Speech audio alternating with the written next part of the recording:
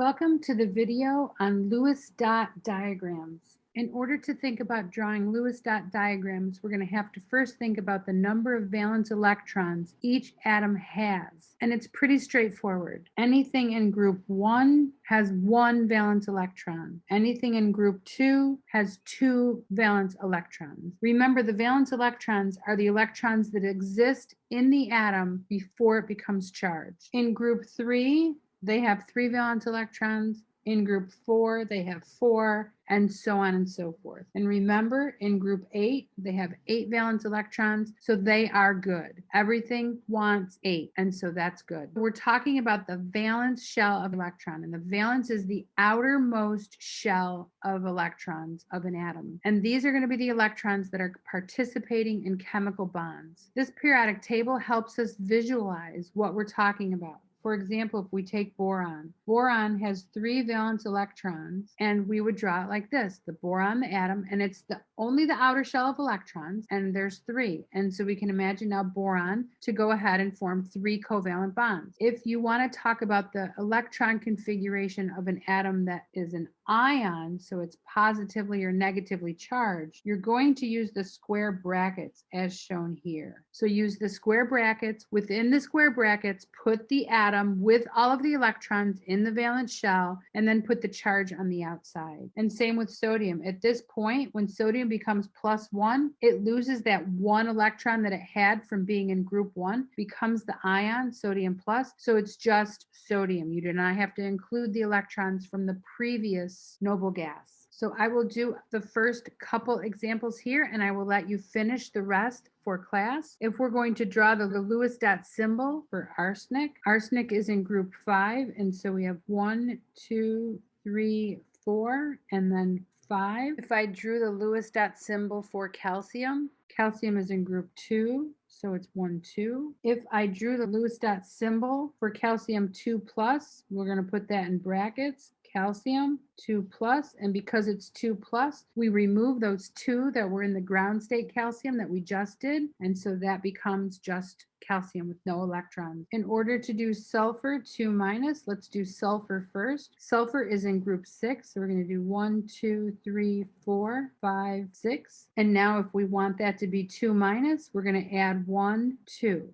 And so we're going to put that in square brackets and make it 2 minus. The electron configuration for nitrogen. Nitrogen is in group 5. So we have 1, 2, 3, 4, and then 5. In order to make nitrogen 3 minus, we're going to put it in square brackets. And we're going to add 1, 2, 3 to the species here. And that's 1, 2, 3, 4, 5, 6, 7, 8. That is the Lewis dot symbol for nitrogen 3 minus. I'm hoping that for class, you can maybe try the rest of these.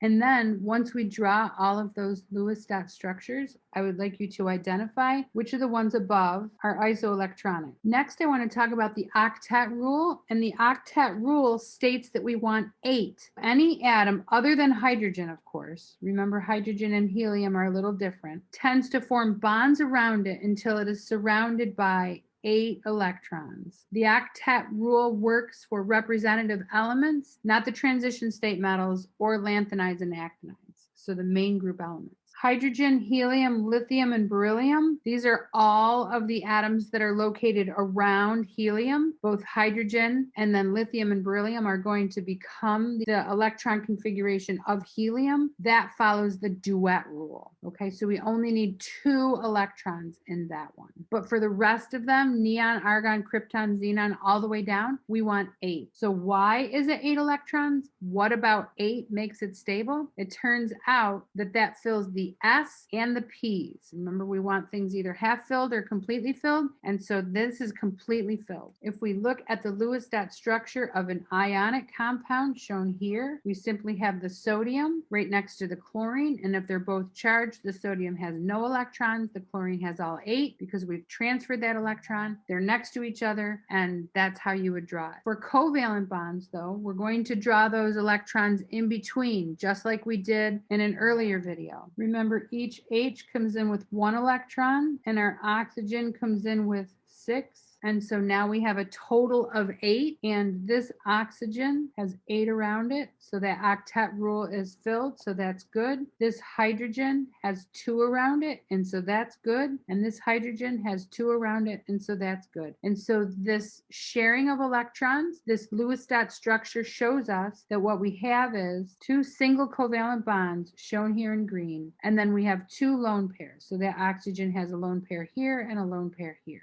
And so for Lewis dot structures, this is how we would want to represent that. And this is more of a shorthand way to represent that. So I will do the first couple for you. So this is practice with ionic Lewis dot structures. So if we draw magnesium as it is on the periodic table, it is in group 2. And so we are going to have 2. If we draw oxygen as it is on the periodic table, it is in group 6. And so it has 6. 1, 2, 3, 4, 5, 6. This is an ionic situation because we have one above the step and one below the step. And so if the two of these are going to form a bond, it is going to be an ionic bond. The way that these two things are going to react is we're going to transfer those 2 electrons. And so we ultimately are going to have magnesium 2 plus next to oxygen 2 minus. And the oxygen is going to take on those 2 electrons from the magnesium. And so we end up with this situation where we have oxygen 2 minus next to magnesium 2 plus. Now, if we look at the next one, magnesium chloride,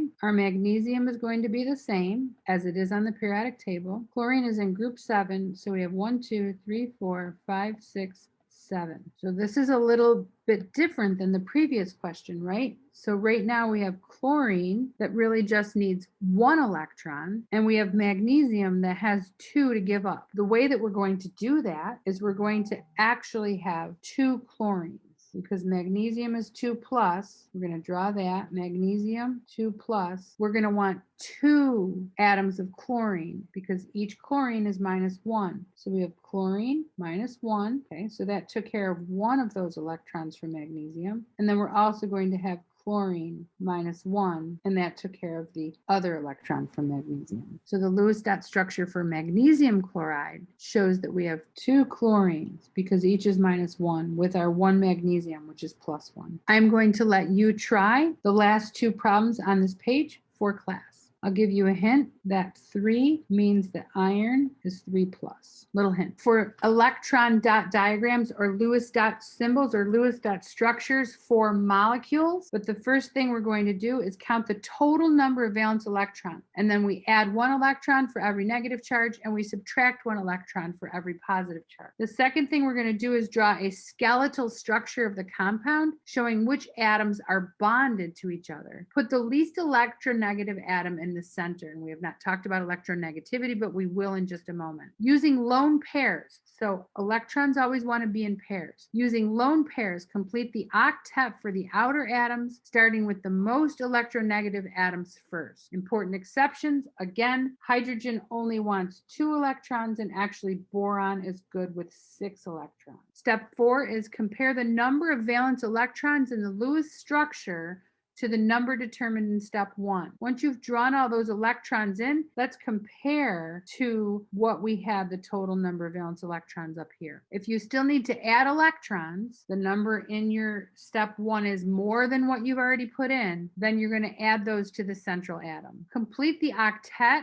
of the central atom. If there is already an octet, you are done. If there is less than an octet, then you may need to create double and or triple bonds by converting lone pairs of a neighboring atom. And we'll go through these, don't worry. Okay, step 1 is to calculate the total number of electrons coming in. Hydrogen each has 2 plus oxygen has 6. So we're going to need a total of 8 electrons in our Lewis dot structure. I'm going to put oxygen in the middle. I'm going to draw hydrogen on the outside because I remember hydrogen can only have 1 bond or it only comes in with 1 electron. So that's never going to be our central atom. Hydrogen is in group 1, so each hydrogen brings in a single electron, and oxygen brings in 6. So we have 1, 2, 3, 4, 5, 6.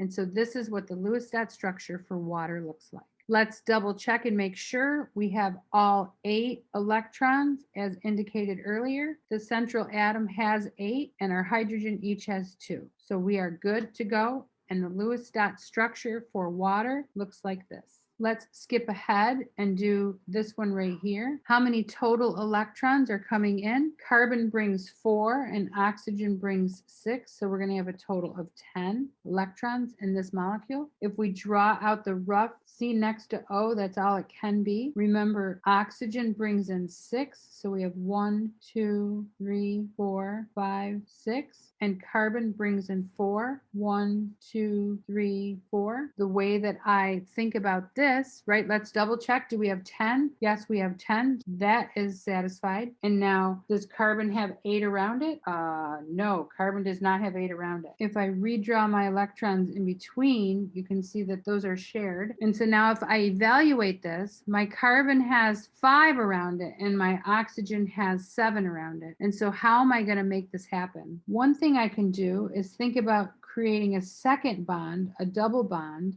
that also utilizes these 2 electrons. And so if I redraw that, let's see what that looks like. So we have carbon with 1 lone pair, and then we have 2 electrons shared here and 2 electrons shared here. And then I have oxygen with 2 lone pairs out here. Okay, so now let's check the octets. If I look at oxygen, oxygen has 1, 2, 3, 4, 5, 6, 7, 8. So oxygen is good. Oxygen has 8. Carbon, however, only has 1, 2, 3, 4, 5, 6. Do you see that? And so the only way that we can let carbon have 8, we can't add anymore because we got all 10, right? We can only have 10. The only way we can let oxygen keep its 8 and let carbon also have 8 is to move these 2 electrons into a triple bond. And so the answer to this question is that we have carbon with a triple bond. So we're going to do 1, 2, 3 between the oxygen. Now the oxygen still has the lone pair and the carbon has the lone pair. So if we assess this right now, our carbon has 8.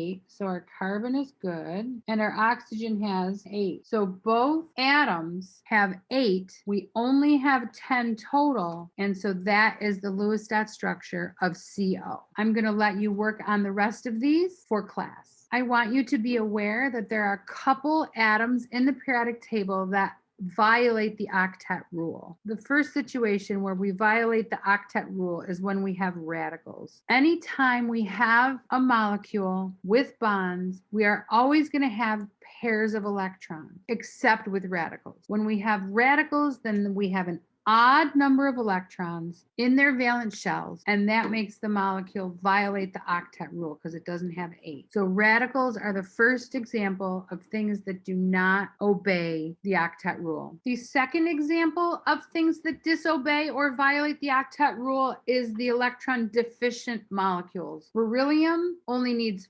4 to be happy, and boron, as we talked about previously, only needs 6 to be happy. So those are 2 examples of atoms that are okay not having the full octet. The last thing is expanded valence shell electron molecules, and this is primarily going to happen when we have phosphorus and or sulfur. This happens when we have our central atom is from the 3rd row of the periodic table or beyond. So what we need is we need access to that d orbital. Once they have access to that d orbital, they can have more than 8 electrons around the central atom. And the last thing I want to talk about is resonance structures. And what resonance structures are, additional Lewis structures that have all the rules met, but they're rearranged. So it's an alternate way to describe the same molecule, the same number of electrons in total. Everything has to have an octet, but the electrons can be moved around. For example, O3. In this case, we have oxygen here that has 2 lone pairs and a double bond. So that has 8. The oxygen here in the center has 2 bonds here, a lone pair here, and a single bond here. And so that also has 8. And then finally, the oxygen over here has 6 around it and then 2 here. So they all have 8 electrons around it. And so it all fills the octet. So there's an alternate way to write this same structure. And this is a situation where the oxygen here that is in blue is now the one that has the 3 lone pairs and the single bond. That central oxygen is actually the same. It has a lone pair, 1 bond, and the 2 bonds, so it has 8. Finally, we have this oxygen over here that used to have 6 electrons and a bond, now has 2 lone pairs and 2 bonds. And so we call this resonance structures because it's a rearrangement of the electrons, 2 completely viable options for the way that we can actually arrange those electrons in this Lewis dot structure. And so in actuality, what does this mean? It turns out that it is a hybrid of these two. Instead of having one side a double bond and the other side a single bond, we actually have like 1.5 bonds on each side. And so the ultimate structure is some sort of mixture or hybrid or combination of the two resonance structures above. But the way we're going to draw it in class is being able to identify, here's one way to indicate those electron positions, and here's a second way. And this is resonance. Resonance is an additional valid Lewis dot structure that is possible for the molecule we're talking about. Here is a practice page for resonance structures, and we will definitely maybe try this at home, but let's definitely plan on working on this in class. There you have it, the octet rule and Lewis dot structures.